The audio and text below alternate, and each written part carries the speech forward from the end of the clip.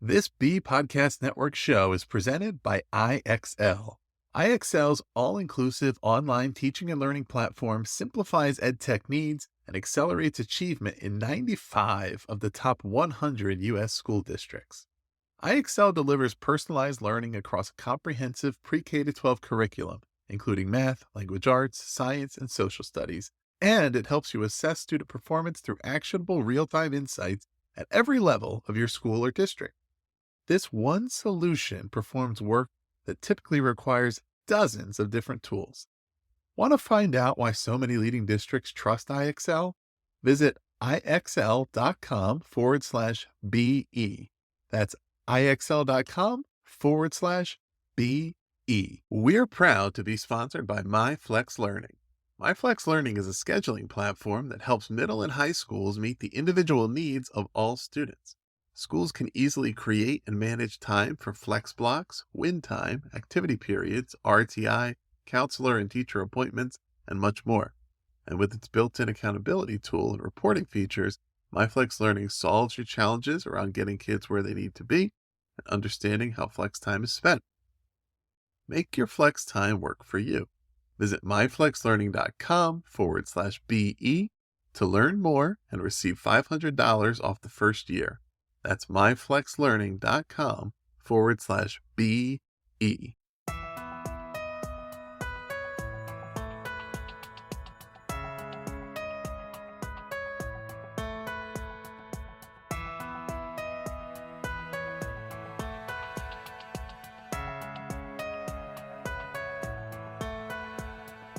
Hi, everyone, and thanks again for being here on the Authority Podcast on the B Podcast Network. It's been a series of really fun episodes here to start the new year, and today's will be no different. My guest today is Hesha Abrams. Hesha is an internationally acclaimed master attorney, mediator, negotiator, and deal maker who for more than 30 years has been renowned for her success in resolving high-profile or difficult matters.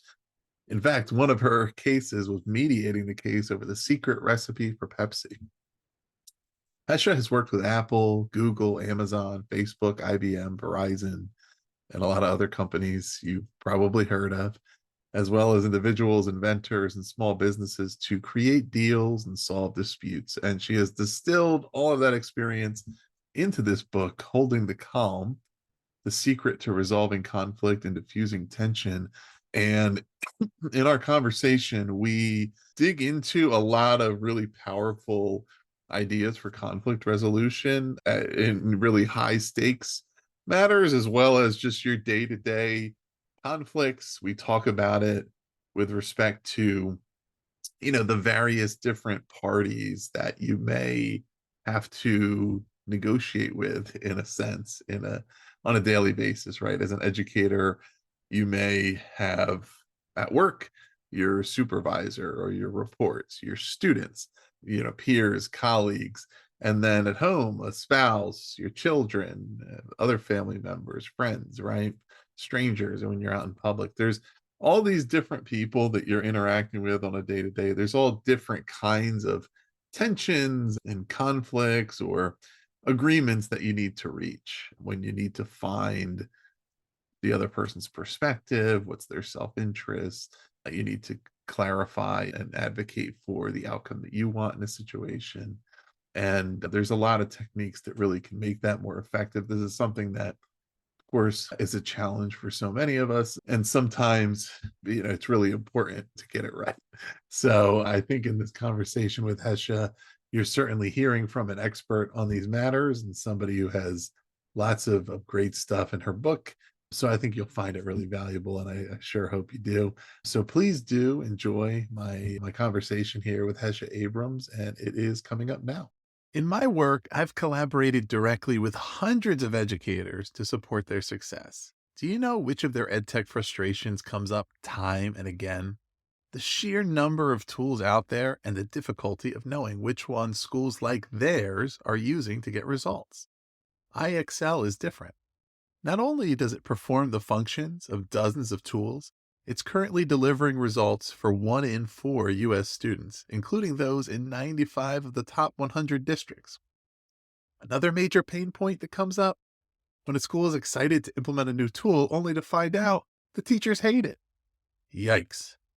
It helps to know that IXL is loved and trusted by more than 1 million teachers, saving them time on prep work while enabling them to better support student learning.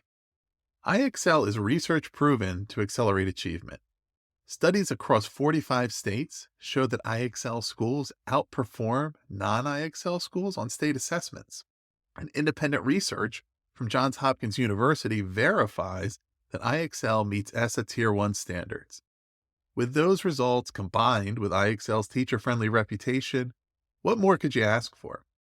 If you have a goal to increase achievement for all students, make sure to find out what IXL can do for you. Visit IXL.com/BE for a demo. That's IXL.com/BE. Hesha, welcome to the show. Oh, my pleasure. It's so great to have you here. And there's so many things to talk about, so I don't want to waste any time in getting right into it. But we'd love to hear just at the starting point a little bit about your career, some of the work you've done that led to you developing a lot of the ideas that you share in this book. I think that'll be useful context for our listeners to hear, the various fires in which these ideas were forged. I love that. The various fires in which these ideas were forged. Isn't that excellent? My husband says the hottest fire makes the finest steel. Uh, And, I had a very challenging upbringing. And so I had to learn how to handle a lot of conflict. And I've been doing this, 40 years. So in my day as a lawyer, as a woman lawyer, I got little ladied and dismissed and pushed aside. And either you crumble or you get stronger. That's the only choice you really have. And so I was a business litigator, and I was tough and I was hard. And thank God I've softened and, mhm. classicized basically as I've gotten older and learned how you can get things done with much more grace and tact than with just aggression. But we don't teach people these things. We don't have classes in how to negotiate well, when to fold them, when to hold them. How do you maintain relationships? How do you be tough and hard? How do you know when to give? Those are such important skills. And I just had to learn them on the fly. And I was a lawyer. And in 1 week, I won a case that I should have lost because I just outlawyered the other side. And then I lost a case that I should have won because I was good old boyed down at the courthouse. And it caused just a crisis in me that said, this cannot be how it is. This just cannot be.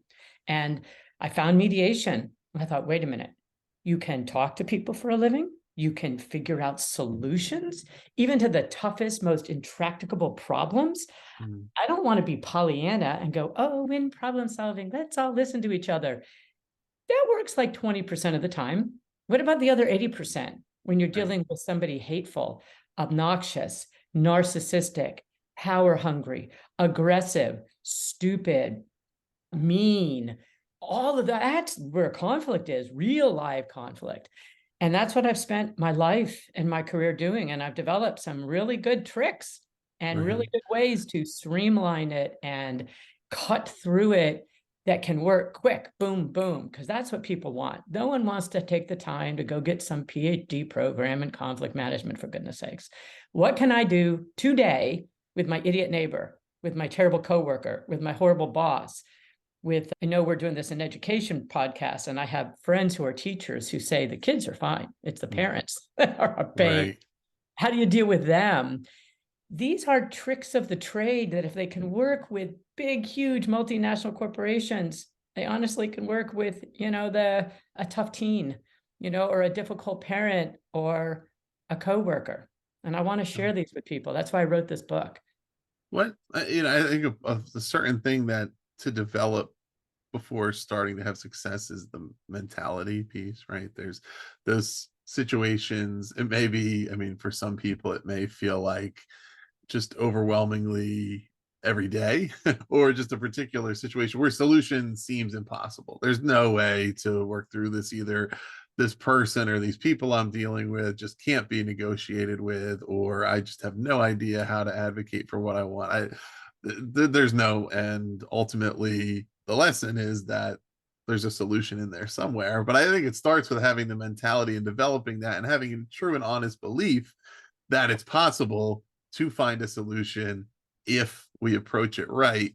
But what about that piece for maybe people who over time have developed that pattern of thinking that I'm not good at this, I can't do this, or certain situations are just unfixable? Well, I love the question because that's real and it's Yeah. true for all of us. I'm an expert in this and I have an amygdala. My amygdala can get pushed and I can feel frightened and go into fight, flight, or freeze response. It's the normal human reaction to do this. So it's really a great question. And what I always tell people is that the only mindset you really need is that you haven't found a solution yet. And the problem is that most people think the solution is going to be nice. It's touchy-feely, it's happy, we all run through the meadow holding hands. No, sometimes the solution is a very cold piece. You stay in your corner, I'll stay in my corner. Right. Okay, that's fine. There's nothing wrong with that. So being able to see what can be done and just trying to improve it a little bit. I have a whole chapter in the book that I call Creating Small, Winnable Victories. Mm-hmm. And that's what you do. You don't create big, big solutions with big, broad strokes. It's brick upon brick, small little things to help it get better. And then what it does is it aligns self-interest, because the person you're dealing with, unless they are criminally insane, they have a self-interest. They have something they want and why they want it. Well, when you can identify that and satiate that even a little bit, miraculous things can happen. Yeah, and even though this comes from a totally different chapter, to me the ideas relate closely around when you talk about the small winnable victories, and which of course progress toward maybe the larger victory you're aiming for, the larger outcomes and solutions. And the quote or the idea that was shared in a separate chapter from J. Paul Getty about essentially when you make a deal with somebody, make sure that you both make money, right? Make sure that both sides have positive outcomes from the deal, because if you always get everything you want and the people you negotiate with don't get anything, people are going to stop dealing with you. And that's part of it, right? Is if you can demonstrate to your counterpart, your opponent, or just your collaborator, whoever you're dealing with, that hey, look, at each step of this, we're both having good outcomes. There's smaller parts of this, and I'm winning, I'm getting something I want, but I'm also being mindful of what you want. And we're then we can work together and work toward those bigger outcomes. And that's what, as you mentioned, the self-interest, it's so important to have that empathy component and think about what does the other person want? What are they looking for? Because one, if I can't even communicate that to them, they might be unwilling to even have a conversation, because they're like, well, why should I waste my time on this? But Right. two, even if I win the battle, I might lose the war, so to speak. I get what I want the first time, but then it's so one-sided and the person's like, oh, I'm never doing that again. And most things in life are not one-offs. Most relationships, professionally, personally, right? Most negotiations, it's not the only time we're going to come into conflict with that particular person, or that we're going to have to reach a solution with that person. So there's a long game to keep in mind. And no, you're very wise. It's exactly the right way to think about it. And to remind people, let me give our listeners a quick trick. Because when your amygdala is triggered, that's the fear and negativity center in the brain. It's two tiny little kidney-shaped organs right above the brainstem. And when that's triggered, all cognitive thought goes out the window. You can't be empathetic. You can't think of solutions. You can't do anything because you're in this fight, flight, or freeze mode that you can't control. But this is the good news. Scientists have put people in MRIs and they figured out that fight, flight, freeze response. It's called a refractory state, and it lasts 20 minutes. That's it. You don't have to wait all day. You don't have to wait a week, 20 minutes. Then it tones down and you can start thinking a little bit. So I have a little trick I give people.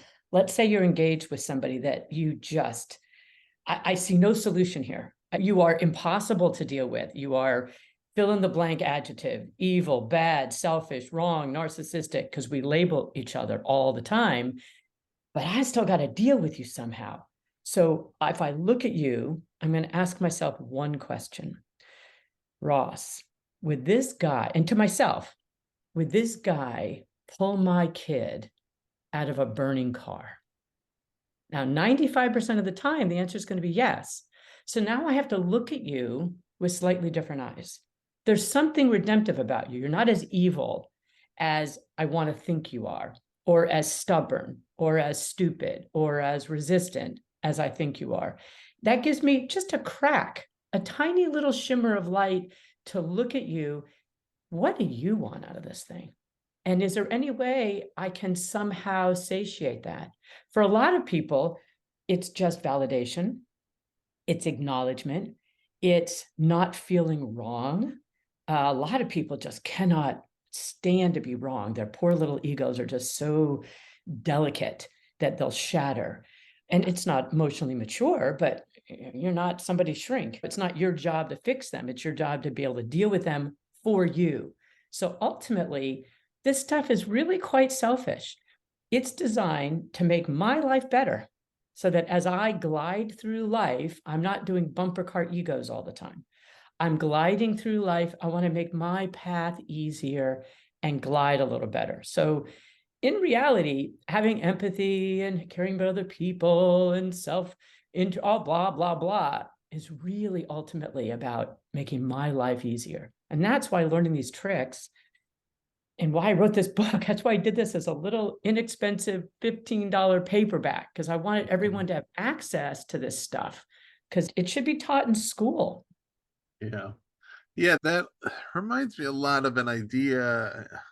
Forgive me, listeners, if I'm wrong about this. We've done a lot of episodes now, but I'm pretty sure it came from our episode on preventing polarization, where the authors encouraged each party, and maybe, we have different ideological beliefs or whatever it is, to pick out what's one thing you agree with the other person's position. What's one thing that you can say, yeah, I'm pretty much on board with that, right? And start from there to say, okay, we're not totally polarized. There are certain commonalities, no matter how small. And I've seen this idea used in some other situations too, around even if it's brainstorming for a project within a company, and you're only going to end up doing one of the projects, and there's a lot of ideas, but starting out with, what's one thing I like about this idea? Okay, well, can we, and at least seeing that we don't always have to be in tension with each other, even in things that maybe turn out to, the outcome is more or less a zero-sum game, right? That doesn't have to mean that you either totally won or totally lost, or you're completely right or completely wrong. That sometimes we have to work toward, there's only a single resolution, but we can see that we each have some interest in that resolution, or that at least each person can be operating in good faith. They have good intentions, they have some different ideas, but we have some commonality here. I would give a corollary to that, because you said it in a very positive, light way. Mm-hmm. And, I work in the trenches of human conflict. Mm-hmm. So when people are angry, hurt, scared, worried, power grabbing or power losing, they don't operate from their best highest self. They operate from their worst scared self. So when you said, is there one idea that I could maybe agree with? That's great. Do the corollary. Is there something about this that at least I don't hate? Right. Sometimes you're more receptive to that, because honestly, I hate you. I hate everything you stand for. You have hurt me. You have betrayed me. You're not trustworthy. You're selfish. You're blah, blah, blah, blah. Maybe there's something about what you just said that I don't hate. That's sometimes easier for people to grab onto. And all it does is just slow the train down a little bit. I mean, that's it. And again, I want to remind people, don't think of this in a kumbaya kind of way. If you can get it to where everyone is hugging afterwards and, and holding hands and relationships are restored, rock on. That is fantastic. But that's winning the Super Bowl. Okay. The majority of the time, it's going to be various levels of cold peace. Okay. We can live with that. That's all right. But you set your standard for it's just the cessation of conflict. It's just not having war. Anything above that is now icing. And you try for it, that'd be great, but you're realistic about what is and is not achievable. Yeah. That makes it more attainable for people, because I did a case years and years ago for a manufacturer, a big manufacturer, Sears. And the guy said to me, best is the enemy of better. I fought with that. I argued. I said, that's just wrong. I was very young at the time. You want best. Well, I'm a lot older now. I see he was right. Best is absolutely the enemy of better. And you want to get better. And then eventually it moves up and it moves up. But it's within the realm of what can be achieved. That's where happiness happens. That's where stress gets reduced, because if you want it always to be perfect or idealized, look, I want chocolate cake to not be fattening. I'm not getting my wish. I don't think, and why is broccoli not fattening? It's just because we've all enjoyed over the holidays. So we all have our weight loss and our healthy affirmations for this coming month. Yeah. And to that point, right? I mean, it's resources come into play, right? When we're talking about best versus better, what progress can we realistically make? Sometimes in a, certainly in a legal dispute, it's financial resources. One party can just afford to keep battling it out a lot longer. And other times there's just time constraints, right? We're dealing with a situation in a school with a particular student, for example, and we only have so much time to try to get an outcome. And okay, what will at least move us forward so that we can make a little bit of progress now, and then maybe make a little bit more next time, and a little bit more, that we can only get so far right now. And if I'm only focused on what is the ideal best case scenario final outcome, and it's that or nothing, a lot of times I end up with nothing because you are exactly correct. Because we've been talking a lot of concept here. Let me give something concrete to our listeners, because people are listening and saying, this is great. All these ideas are great, but what do I do today? And that's what the book is all about. It's 20 chapters with 20 tools of what you can do today. So let me give you one quick one. Let's say you go to school tomorrow and somebody's angry at you. Okay. The first thing you're going to do is you're not going to respond to what they're angry about. You're going to name the emotion.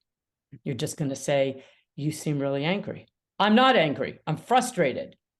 Okay. You seem really frustrated. See how it was still a win? It's at best is the enemy of better thing. It doesn't matter. So the first thing you're going to do is listen and hear that other person and name the emotion. Why is that so important?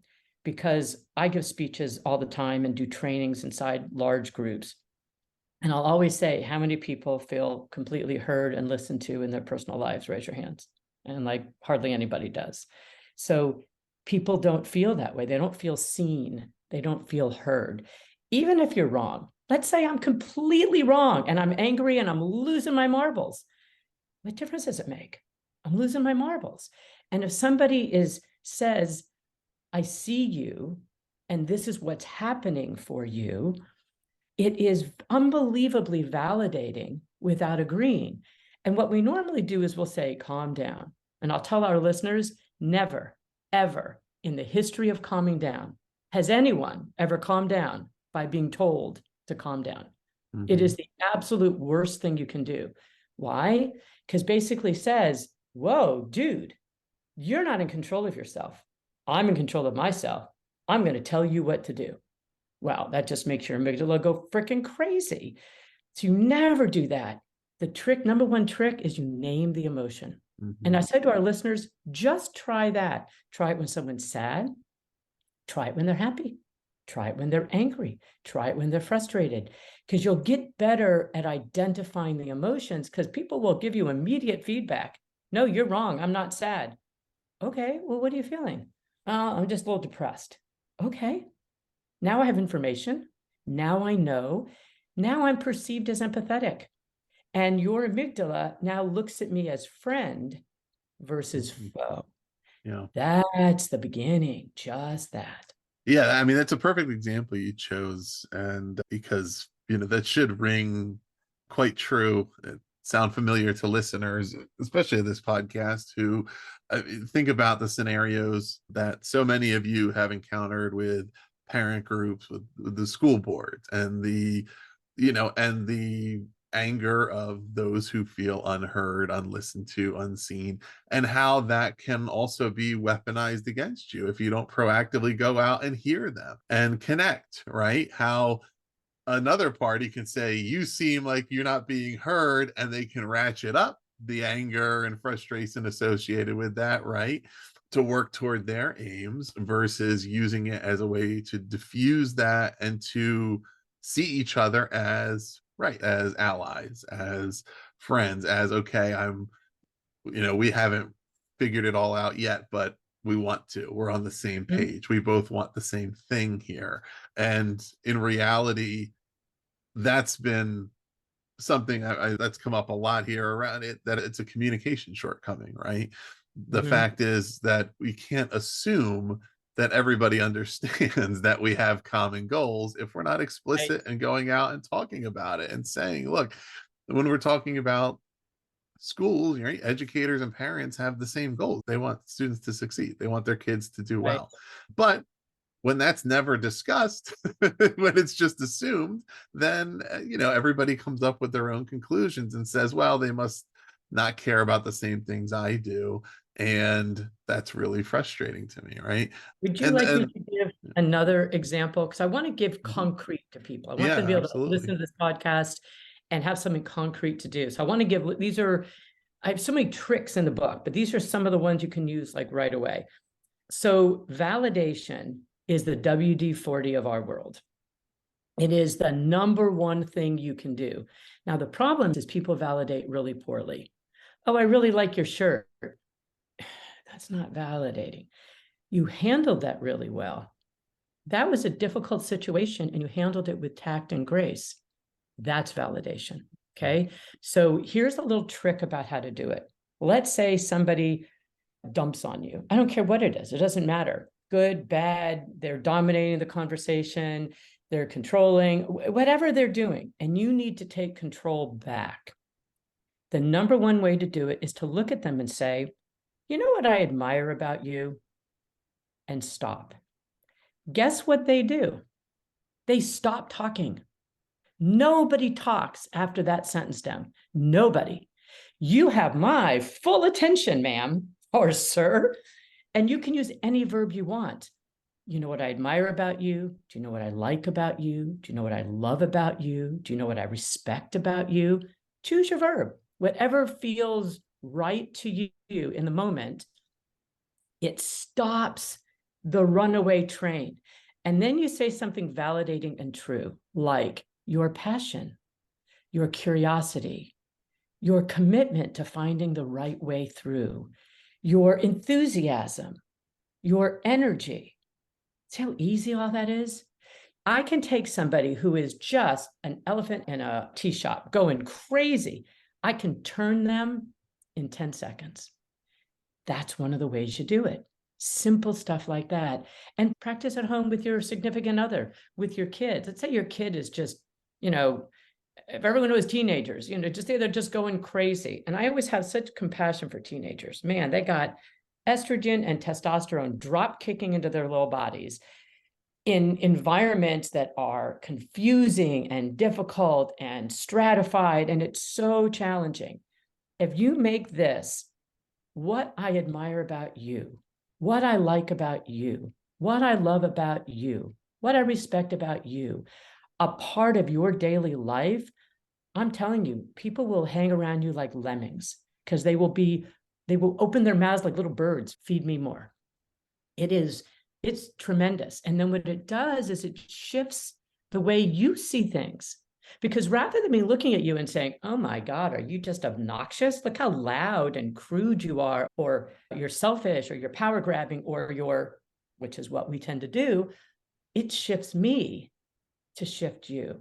Now I see other things. I see other possibilities.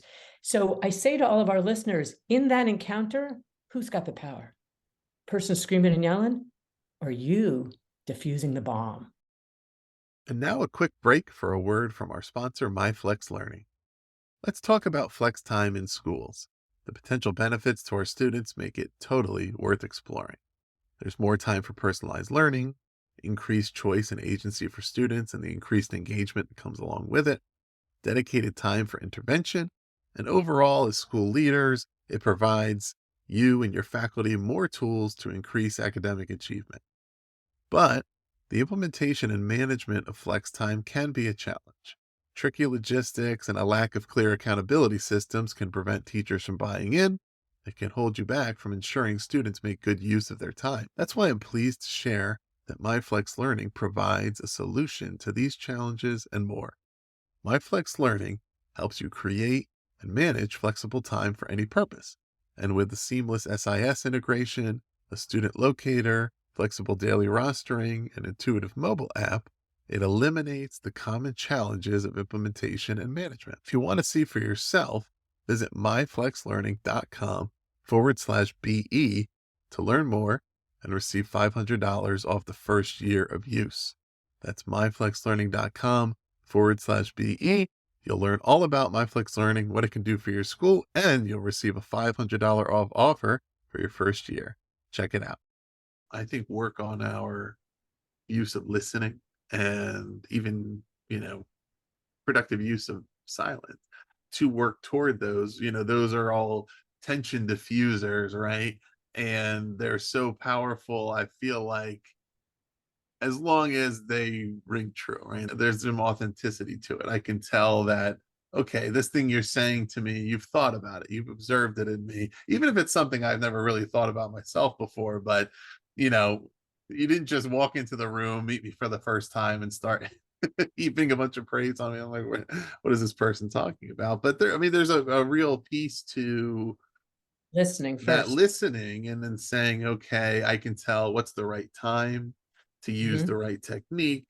What does this person need to hear right now? What's the thing that's going to break through to them to just, lower the temperature a little bit and have them be more willing to, or more able even to just engage in a more productive conversation. What do you do if you've got a parent that comes in, they start yelling at you? Your first response is to become defensive, right? I have a whole chapter in the book called The Blame, Defend, Justify Death Dance, because that's what happens. But if someone's yelling at me, the first thing I want to say is, I am so impressed with how much you love your child that you're trying to be so protective of them. You will stop them in their tracks. And to realize we don't teach this in schools. So people are actually incompetent. They're incompetent with negotiation. They're incompetent with communication. They're incompetent with listening. They're incompetent with seeing another point of view because we don't teach it and we don't train for it. And so the more you do it, you're actually modeling this on how to behave and how to act. And I like to use the analogy of the bomb diffuser, the bomb in the town square, and that guy waddles out in his Michelin suit. He doesn't just start cutting wires. He looks, he diagnoses. Is it a pressure switch? Is it a chemical gauge? Is it remote control? What do I do? So it requires, rather than saying listening, because we all say that, we all talk about it, and we all do it very poorly. Think of it as diagnosing. You're a bomb detector. You're looking at that situation. What do I need to do? And honestly, make it selfish. What do I need to do to make it better for me? What do I need to do to have this person not yell at me anymore, or move them on down the path, or actually see a solution here? When you come from that, you come from this place of, I want to be effective. I want to get something done. And when you think like that, who's got the power? I've got the power. Because when conflict happens, we all feel powerless. That's what happens. And when you feel powerless, you react poorly. But if you can do something to take back power, which is really what holding the calm, the secret to resolving conflict and diffusing tension. That's why I named the book that, because that's what it is. It's not being calm. It's not calming down. It's holding the calm for yourself, so you have power, And then you can actually dish it out to other people. And this is what will happen. People won't say, oh my God, Ross, you're so good. You know how to hold the calm. They're just going to say, everyone likes you. You just seem to get along with everyone, or you just seem to get things done, or people just respond to you. That's how they'll say it. Do you have any go-tos for, for people who maybe find the composure part of it particularly challenging, right? Especially independent of their counterpart's emotionality. Okay, somebody comes at me and they're really angry or they're really upset, and I know I need to stay calm, but it's hard Or, because they're raising my level of response. And, yeah, for some people that's more difficult than others, or even just to figure out how to do it appropriately, right? Because for me personally, I mean, when somebody else is ratcheting up, my response is usually to kind of ratchet down, right?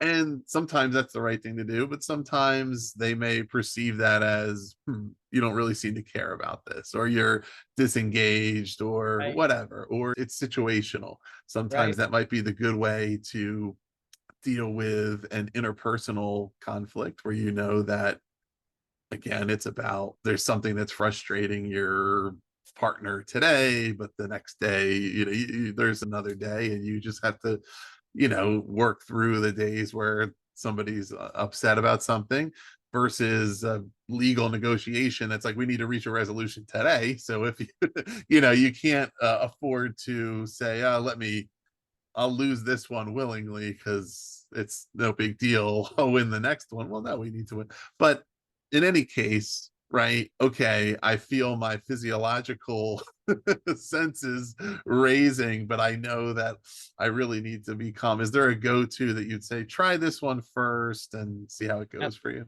Name the emotion for the other side. That's why I started with that one first. And the reason is because it gives me power back. If I'm feeling triggered because you're yelling at me, or you're in my way, or something's happening and I'm triggered, I'm not going to be at my best. So I'm going to take power back and I'm going to see you. So I'm going to name the emotion. That gives me a moment to calm down, get back into this holding the calm place where I'm holding the calm. That's why it really is the secret to resolving conflict, because from that place, I have choices and I have options. So that's the number one thing to do. And here's the other thing I'll tell people: for God's sakes, give yourself some grace. You are human, and none of us are up for perfection awards just yet. And, we play bumper car egos. This is what happens. The best thing you can ever do when you screw up is to say, God, I screwed up. Can I have a do-over? Nobody says no to you. Nobody. So if I handle something, Ross, with you wrong, poorly, I'm having a bad day, I'm tired, I'm cranky, I wasn't at my best, and I just unloaded on you, or I didn't listen to you, or whatever I did that was wrong, I'm going to see it in your face instantly, right? All I have to say is, oh God, I didn't handle that well, or that didn't come out the way I wanted to. Ross, can I have a do-over? You're not going to say no to me. Now I get to do it over. You actually encourage and engender more respect from the other side when you acknowledge you messed up and you try to do it better. And if you want to, you can even flower it up a little bit. You know what? You mean a lot to me. I care about you, and I handled that poorly. Your feelings matter to me, and I really didn't acknowledge them properly. Can I have a do-over? Stuff like that, I'm telling you, it's actually almost better than if you did it right the first time. It's really fascinating how the human psychology works. But the number one thing in your family relations, close relations, you do this kind of stuff.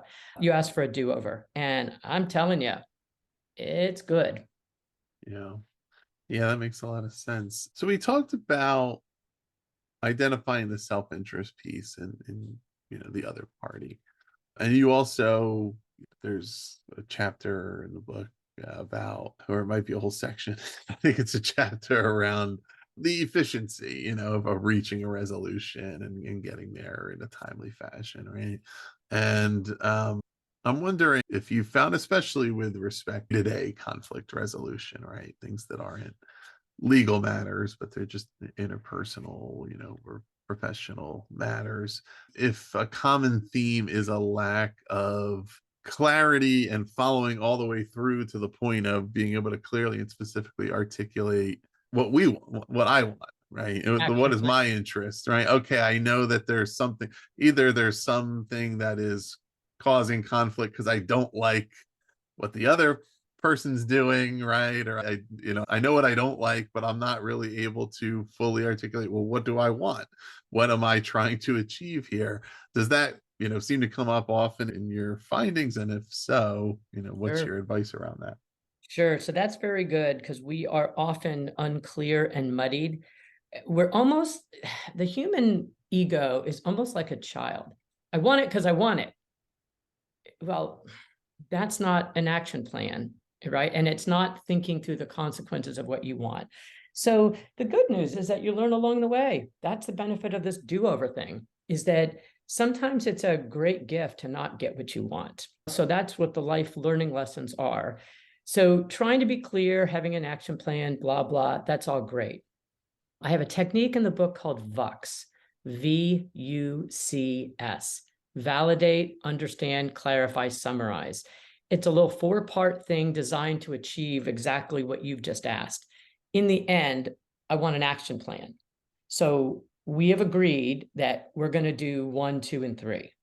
So you use that when you want to try to drive just a large, screaming thing into, okay, what's the action plan we're going to do?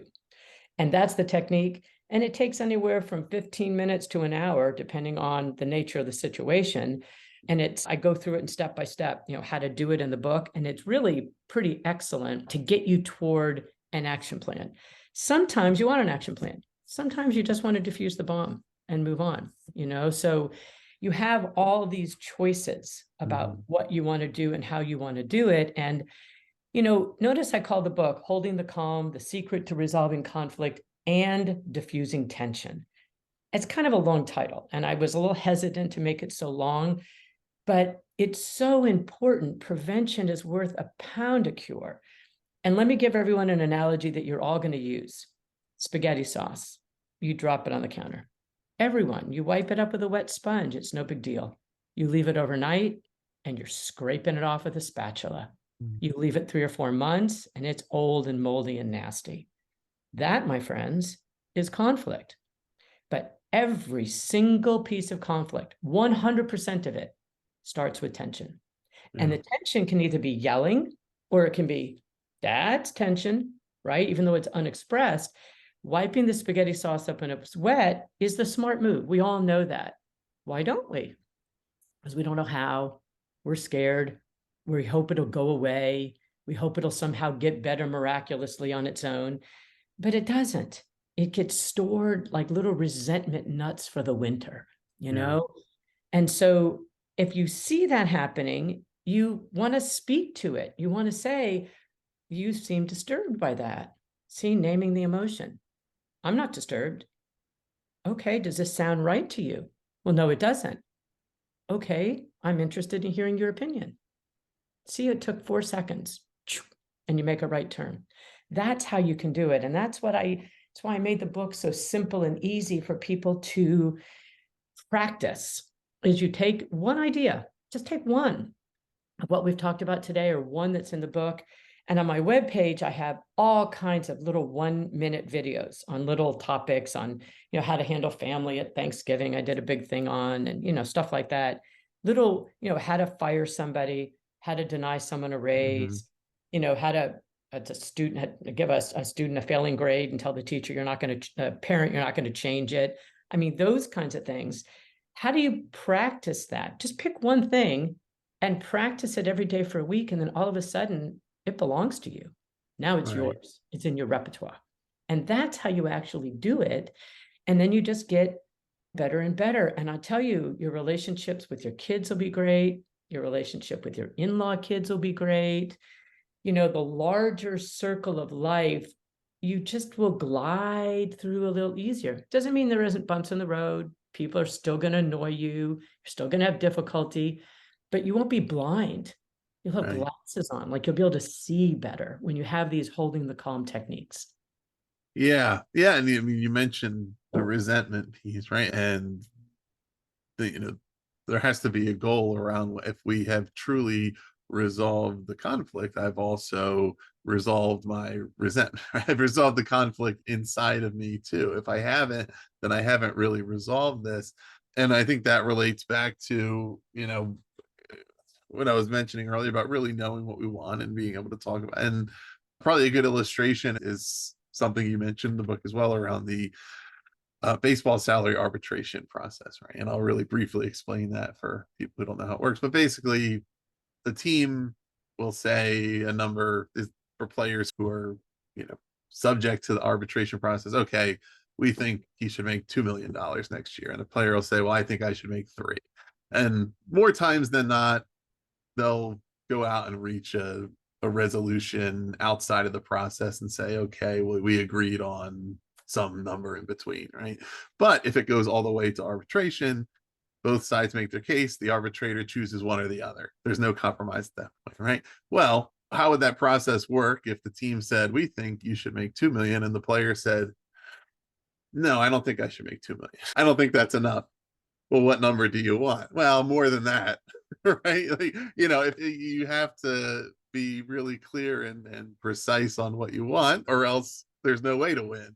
Right. Or, you won, but you didn't get what you wanted. And now you're still upset because you're saying, oh, well, they gave me 2.5 and I think it should have been 3. Well, did you ever say that? Did you make your case for that? And I think that happens a lot. And it, in fact, creates maybe conflict out of potentially no conflict, right? When we sort of fail to just be direct and precise and say, here's a situation that's coming up, here's what I advocate for. And we're either hedged too much or use, or too deferential and create a situation where we're hoping the other person will decide what we want them to decide, and instead they end up deciding something different, and now there's a conflict. Yeah. And now we either have to resolve that conflict or we just have a lot of resentment building up, whereas it maybe could have been prevented by having more clarity in the first place. I think it's very well said. Alcoholics Anonymous has a wonderful saying that says resentment is poison that you drink, but expect somebody else to die. You say that again because it's so good. Resentment is poison that you drink, but expect somebody else to die. It's just so good. And the thing is, again, I want to tell our listeners, for God's sakes, have grace. This human living thing is hard. We make mistakes.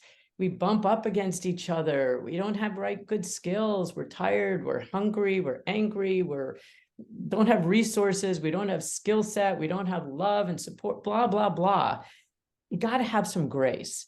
And if you have grace for yourself, then you're going to have grace for others. Now, all of a sudden, you can move more fluidly through life when you can do that. And then the question is, I want to actually tell our listeners something very interesting. There was a guy named Daniel, he's still alive, Daniel Kahneman, who won the Nobel Prize in economics. He's a psychologist, by proving that Adam Smith's rational man doesn't really exist. People do not make economic decisions rationally. They think they do, but they don't. So I'm going to give 2 analogies that everyone's really going to enjoy. 1, apples, 25 cents each. How many would you buy? I don't know. I like apples. I'll probably buy 2. Apples, 4 for $1. You get a 35% boost in sales. Now that's just stupid. It doesn't make any logical sense at all. You want an extra 10% boost in sales? Limit 2. It's crazy. Makes no sense at all. But I'm not going to let the other guy get my apples. So I'll let him rot in my refrigerator and pay more rather than let the other guy get it. So that's a huge part of the human psyche in a lot of people. The other part is that what Daniel Kahneman proved is that we all think people want to win. That is not true. 80% of people want to not lose. So think about that for a minute. If you're in a situation, is somebody trying to win or are they trying to not lose? completely different way of looking at it. It's a heads and tail of the same coin. And it just gives you a broader frame of reference when you're dealing with somebody. If you're trying to, you may be arguing as if you're trying to win. Like, use your baseball player analogy. He may be arguing that he wants more money, but it really may be that the other guy got more and he doesn't want to be seen as a schmo. Mm-hmm. He doesn't want to look worse. And money is a way of ranking. So how else can you figure out how to manage the ranking so that ego, which is this fragile, delicate little thing, doesn't get bashed about?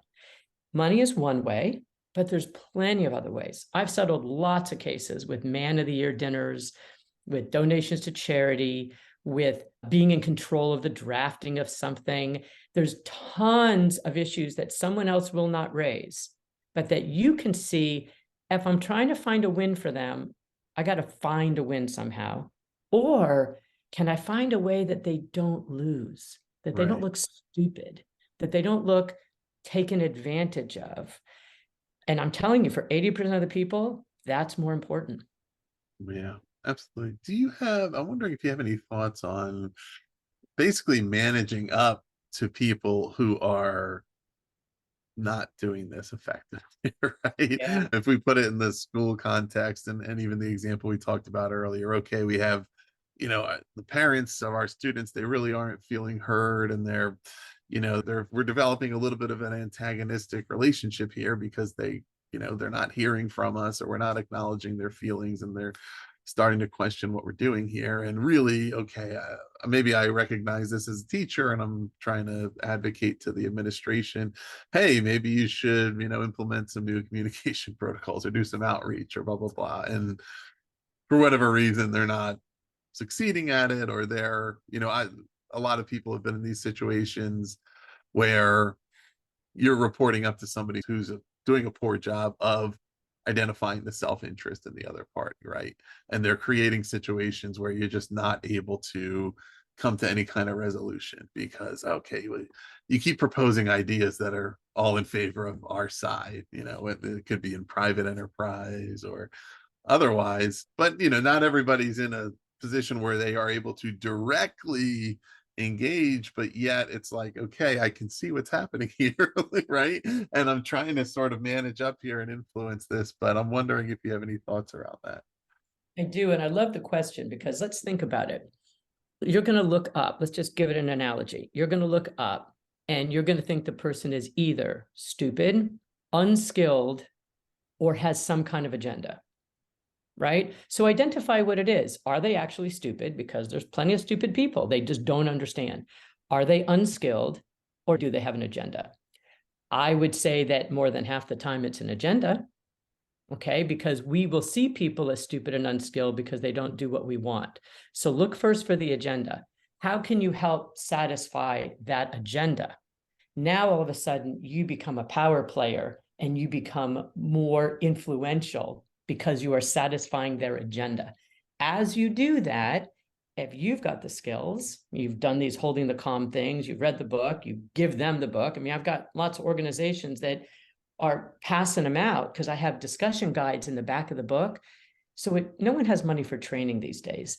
So I made it a free training. I mean, I have people that are buying it as like book clubs, teachers doing things and schools doing things as book clubs. Because it's like I said, I did it as a $15 book. I did that on purpose. And then you read it together and you do the discussions at the back of the book. Now it becomes a training, and then you can qualify for continuing education credit at the same time you're doing it. Now you've created a lexicon within your organization. So instead of you having to develop skills managing up, you could say, why don't we try VEX with them? Everyone now knows what VEX is. Why don't we try, the creating small winnable victories? What can we do to give them this? All of a sudden you have this lexicon, and it works great. I'm telling you, it makes your life easier, because think about it too. If you're managing up, what's the ego of the person up? Don't tell me what to do. Don't think I'm stupid. Don't think I'm unskilled. Don't think you know more than me, Mr. or Mrs., because you don't. Well, that's not good either. So by moving this lexicon and getting everyone working and rowing in the same way, you've just created a framework. And I wanted to do that because there's huge training programs that have all their ways of doing it, and they charge a fortune of money. And then they're good for a little while, and then they just kind of drop off because you're not continually doing them. I wanted this to be like for everybody. I mean, everyone can afford a $15 paperback book, and if everyone is talking about it in the same way, all of a sudden you're a help, not a criticizer. Mm-hmm. Totally.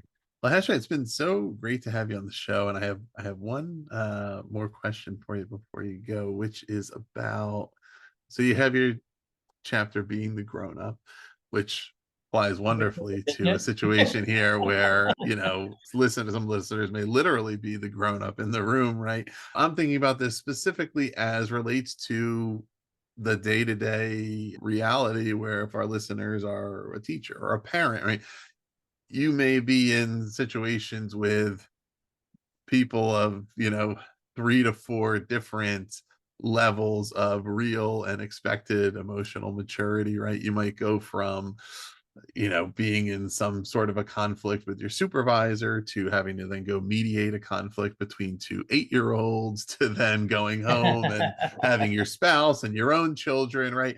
And maybe it's about how to kind of reset, or to be mindful of what it means to be the grown-up, to hold the calm in those different scenarios where you have to adapt your understanding and realistic expectations of how the other party is experiencing it, when you're toggling between adults and children, between a peer and a supervisor or a spouse, right? And so I don't know, whatever you think is a good thing to share in this reality, but you could imagine, right, in a given day there could be a lot of emotional whiplash. Oh God, yes. I mean, that's the world you all live in. Validation is your friend. It's magic beans in your pocket. That's all I can tell you. If you start doing, what I really love about you, what I admire about you, you just start seeing people. I'm telling you, obstacles will melt away.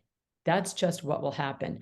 And then you progress to the part where, you get good enough to notice something and to comment on it. So let's say, for example, 2 kids, or one of them just grabbed a toy from the other, and the other went and walked away. You go to that kid and say, I saw what happened. You handled that really well. I want you to know I'm proud of you. Oh, for God's sakes, you just reinforced an amazing skill. Then, of course, you can talk to the other kid. It's not nice to grab. We shouldn't pull it away. Blah. Do the same thing with parents. Do the same thing with supervisors. You catch somebody doing it right. Where what we do, especially as teachers, because I teach also, it's designed to catch people doing it wrong because you're testing. But the reality is, if you catch people doing it right, you will be beloved. That's what will actually happen. You catch people doing it right. And then people are like, sunflowers are my favorite flower because they are heliotropes. They always turn toward the sun, no matter where they are. I think that humans are validation-tropes. We turn toward that which approves of us and sees us despite our flaws, despite our emotional immaturity, despite how we acted. When someone sees you and still likes you, like I joke when I train people, I talk about how the number one thing is to make sure that your give a darn meter is turned on, right? But you need more than that. That's one. But catching them doing it right, magic beans in your pockets, my friends. Yeah, excellent. If you all, like this stuff, connect with me on LinkedIn, because I'm posting all kinds of stuff on LinkedIn all the time. Hesha Abrams. I've got my holdingthecalm.com website that you can sign up for. I don't sell the list or do anything. And I just send out, periodic, little tidbits of things of how to make it better. And you just kind of stay in the conversation, because those of us that are all trying to make the world a little bit better, God bless, we need to band together, don't we? Right. Yes, absolutely. Listeners, yes, you can find Holding the Calm, the book, at holdingthecalm.com or at Hesha's website or Amazon or wherever you get your books. We'll put the link below to Hesha's website. You could learn about additional resources there, as she mentioned, or connect on LinkedIn and find that all there. Anything else people should check out? I would just say, if you do buy it on Amazon, please be kind, or Goodreads, please be kind enough to leave a nice review, because that helps the search engine optimization junk. And I feel like the more people that can have a few tools, maybe that helps all the rest of us, that, we're not all Neanderthals anymore. Yes, this is, I think, no matter who you are, I think you probably have experienced the challenge with conflict resolution in one way or another. Even if you're super skilled, you have encountered other people who are struggling, right? And who, if you have a mentality toward finding solutions, if your counterpart doesn't have that mentality, you still need to help them kind of be willing to come to the table and whatever that is. So I think there's something we all can pick up from this. So yeah, check out the book if you find it useful to you, or sign up for Hesha's mailing list, or whatever's valuable. Please also do subscribe to The Authority for more in-depth author interviews like this one. We look forward to many more great episodes, or visit thepodcast.network to learn about all of our shows and find a new one for you. Hesha, thanks so much for being here. My pleasure.